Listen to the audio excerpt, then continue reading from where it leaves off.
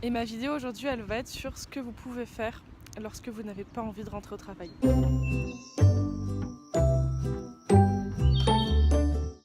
Salut les amis, c'est Kellyrine. Je sais pas si vous m'entendrez.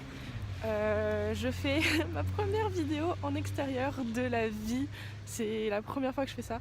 Je suis un peu flippée, mais je suis dans un cadre super joli. Regardez le parc derrière moi. Et en fait, je trouve que ça passe bien. Je suis au milieu des arbres, il n'y a pas grand monde dans ce parc.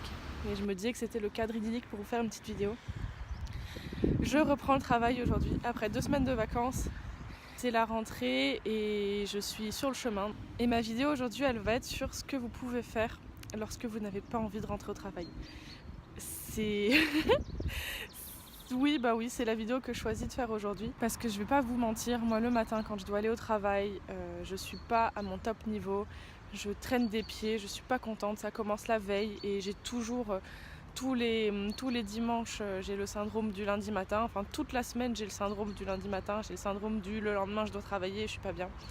Ça n'arrive pas à tout le monde. J'admire énormément les gens qui y arrivent. J'admire énormément les gens qui sont contents d'y aller chaque fois qu'ils doivent y aller, peu importe le travail qu'ils font. Et je sais que le fait de trouver un travail qui nous plaît joue énormément là-dedans. Pour l'instant, j'ai un travail qui me plaît, mais ça ne m'empêche pas d'avoir ce sentiment-là.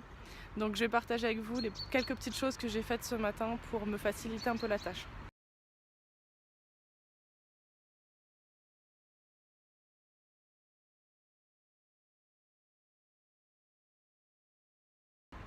La première, c'est m'arranger pour passer via ce magnifique parc pour aller au travail.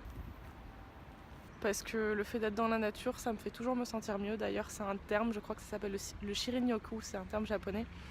Et le fait d'être dans la nature, ça aide vraiment. Ça nous rend ressourcés, ça augmente notre humeur. Le fait de marcher aussi, ça fait du bien encore. Donc voilà, je me base là-dessus. L'autre chose que j'ai faite, c'est j'ai réfléchi aux petits plaisirs que je pourrais me faire pendant mon travail. Et c'est tout bête, mais ce matin, contrairement à tous les autres matins, j'ai pris une petite tasse de thé. Enfin, j'ai pris une tasse à un mug que j'ai rapporté de chez moi. J'ai mis un couvercle dessus et j'ai mis 3 petits sachets de thé dedans. Et je sais que je le laisserai au travail parce qu'il y a une bouilloire dans notre bureau. Et rien que ça m'amène un peu... Enfin, ça me rassure. Ça me fait savoir que je pourrais avoir mon petit moment de bien-être, mon petit moment de bonheur pendant ma journée de travail. Que si j'ai trop froid, ce qui est souvent le cas parce que je suis très sensible au changement de température et au froid en général, je déteste ça. Donc si j'ai trop froid au milieu de mes collègues qui ont chaud, qui veulent ouvrir la fenêtre, je pourrais toujours me faire un thé. Et rien que ça, c'est tout bête, mais ça me rassure et ça me fait aller mieux. Une autre chose avec laquelle je me bats souvent quand je vais au travail, c'est le fait d'avoir envie et besoin de prendre des pauses, donc d'être contente de les prendre. Il y a un bus tout tagué qui vient de passer, il est super joli, je regrette de ne pas avoir eu le temps de vous le filmer.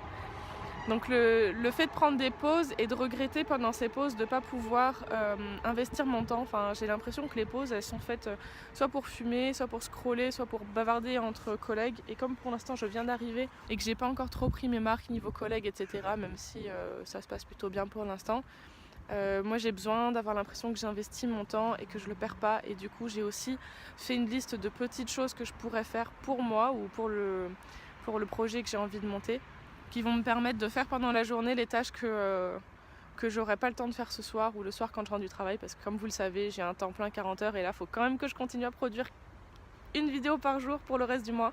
Donc voilà. Recoucou les amis, me revoilà. J'ai fini ma journée de travail et sur le conseil de mon chéri, je suis allée me caler dans le parc de Saint-Germain-en-Laye qui est sur mon chemin du retour tous les jours. C'est le parc du château. Je vais vous montrer un petit aperçu là. Et c'est absolument magnifique. Alors, je vais m'asseoir et la lumière est superbe, c'est la lumière de fin de journée et il me semble, si je me trompe pas, qu'on dit souvent que c'est la plus belle lumière, c'est une des plus belles lumières de la journée.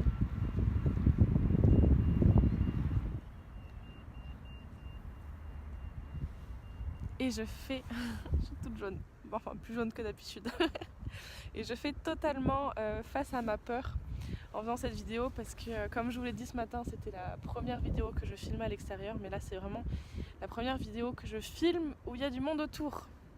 Des gens qui passent, qui marchent avec leurs chiens ou tout seuls et c'est vraiment quelque chose d'exceptionnel pour moi. Donc je voulais filmer ce petit brin de vidéo pour vous montrer un petit peu le paysage magnifique que je vois là maintenant, que j'ai sous les yeux, et aussi pour vous donner 1 ou 2 points supplémentaires. Parce que ce matin je devais couper assez vite pour aller au travail, parce que c'était bientôt l'heure de commencer. Et du coup il me restait quelques points qui me sont venus après. Le premier, c'est le contenu de notre assiette. Alors, j'ai toujours lu ça partout et j'ai jamais fait vraiment le rapprochement. J'y ai toujours cru sans vraiment y croire, dans le sens où je connais les bienfaits que notre alimentation peut avoir sur nous, sur notre mental, sur notre physique, mais j'en voyais pas moi un lien immédiat. Je ne voyais pas la corrélation directe entre mon humeur, mon état d'esprit et ce que je mangeais. Et là, je me suis rendu compte ces dernières semaines que, en fait, il y a des moments où j'ai pas mangé très bien. Je suis beaucoup sortie, toujours des choses un peu grasses, des aliments enfin, surtout très peu de légumes en fait, très peu de fruits, très peu de légumes, très peu de fibres en général. Et j'ai remarqué au bout de quelques jours à ce régime-là, à fond les ballons, que je me sentais pas très bien et je me sentais plus démoralisée. Et je me suis dit, tiens, on va faire une expérience. On va essayer de ramener plus de nutriments dans son quotidien et de voir si ça a un impact sur le moral. Il y a eu. Que ça soit un placebo ou pas, à la limite, je m'en fiche un petit peu. Mais j'ai vraiment ressenti une différence sur mon moral. J'ai ressenti une différence sur mon corps aussi, sur la façon que j'avais de me sentir et de me tenir au fil de la journée. Et j'ai mangé... Oula, vous glissez. J'ai mangé des kiwis, des bananes, de la salade, du chou, des haricots. Enfin, j'ai mangé plein de légumes de légumes verts et de choses colorées. Et franchement, ouais, j'ai vu que je me sentais mieux. Je sais que je me répète, je vais arrêter de me répéter. J'ai vu que je me sentais mieux tant physiquement que mentalement. Donc ça, c'est une des choses que vous pouvez considérer si vous avez l'impression d'avoir toujours le moral un peu down comme ça. Et surtout quand il s'agit de reprendre le travail, on a tendance à beaucoup aller dans la nourriture réconfort par excellence, qui est du sucre, du chocolat, des bonbons, des gâteaux. Pour moi c'est le fromage et le pain et les féculents. Et alors je diabolise absolument pas ces aliments, au contraire, mais tout en restant attentif à soi-même. Désolé, il va y avoir du vent. En restant attentif à soi-même et en sachant faire la limite entre ce que notre morale nous réclame et ce dont notre corps a vraiment besoin.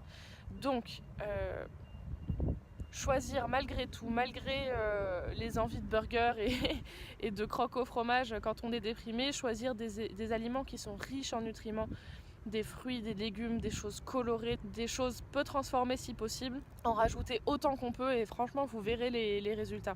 Sur votre humeur, ça ira beaucoup mieux. Je voulais également revenir sur le conseil que je vous ai donné ce matin, l'exemple que j'ai donné sur ma tasse. Et en fait, je n'ai pas approfondi tout à l'heure, mais vraiment ce que j'ai fait grâce à cette petite tasse que j'ai apportée, c'est faire en sorte que j'avais un confort physique au travail. Et ça peut paraître tout bête, mais c'est primordial. Si vous avez froid, si vous avez faim, si vous avez soif, si vous avez chaud, si vos jambes vous fatiguent parce que vous êtes assis sur une chaise tout le temps, ce sont des messages que votre corps vous fait passer et il faut y être super attentif pendant la journée et ne pas hésiter à faire tout ce que vous pouvez dans la mesure de possible et dans la mesure de ce que vous avez le droit de faire au travail pour répondre à ces besoins corporels que vous avez, et je vous assure que vous ne vous en sentirez que mieux. D'ailleurs, l'alimentation dont je parlais tout à l'heure en fait finalement partie. Notre corps, c'est notre première maison, c'est la première chose qui nous habille, qui nous supporte, qui nous soutient. Et il faut en prendre soin, et le plus on en prend soin, le mieux on se sentira. Plein de fois je me suis sentie très mal au travail et je redoutais d'y aller parce que je savais que j'allais avoir froid toute la journée, ou parce que je savais que j'allais être assise sur mes fesses toute la journée et pas bouger. Et le fait de rapporter la tasse pour me réchauffer, ou de rapporter parfois même un plaid, si vous avez un plaid que vous pouvez le mettre autour de vous, ou étendre votre écharpe et la mettre autour des épaules. Je sais que ça semble comme rien, mais vous aurez des résultats énormes avec ça. Prenez-vous un petit snack, préparez-vous un petit tanka qui soit le plus sain ou le plus plaisir possible, et soyez content. Dites-vous qu'à telle pause vous allez pouvoir le manger si vous avez faim. Ça vous donne quelque chose à attendre, ça vous donne quelque chose qui vous excite dans la journée en fait, et le fait d'avoir ces petites choses là qui ponctuent la journée, ça permet de l'avoir passé beaucoup plus facilement. Une autre chose, décidément, j'ai plein d'idées qui émergent en même temps que je vous parle. Si vous êtes des personnes créatives comme moi, ou même si vous l'êtes pas, essayez de repérer de la beauté autour de vous et d'y prêter attention, autant que vous pouvez. Que ça soit une petite fleur sur le bord du chemin, que ça soit un animal mignon, que ça soit un petit dessin, un tableau qui est accroché au mur, que ça soit une personne qui passe et que vous trouvez belle, peu importe, tout ce que vous trouvez beau, tout ce qui vous parle, tout ce qui fait parler vos sens, basez-vous sur l'ouïe, sur l'odorat, sur la vue, sur le toucher, tout ce qui vous procure des sensations comme ça, satisfaisantes, et tout ce qui vous évoque la beauté, relevez-le, regardez-le, profitez-en, imprégnez-vous, surtout imprégnez-vous, c'est pour moi un des conseils les plus importants que je peux vous faire. Moi, quand je vais vraiment pas bien et que j'ai du mal à m'ancrer dans l'instant présent, je m'imprègne de tout ce que je trouve beau autour de moi et ça m'aide énormément. Et ça me ramène ici, ça me ramène maintenant et c'est fantastique. Et enfin, moi je dirais un dernier conseil, mais il est très personnel. Si vous avez l'occasion de regarder par une fenêtre, faites-le aussi souvent que possible.